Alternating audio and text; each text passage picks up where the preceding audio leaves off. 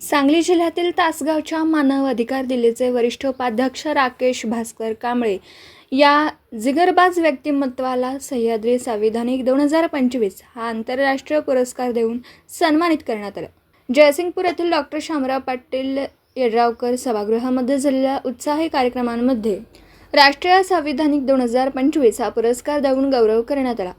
राकेश भास्कर कांबळे हे मूळ सांगली जिल्ह्यातील तासगावचे असून गोरगरीब जनतेच्या सेवेसाठी अखंड आपलं आयुष्य खर्ची घातलेले राकेश कांबळे हे केंद्रीय पत्रकार संघाचे उपाध्यक्षपद भूषवतात। यापूर्वीही त्यांना अनेक विविध पुरस्कारांनी सन्मानित करण्यात आला।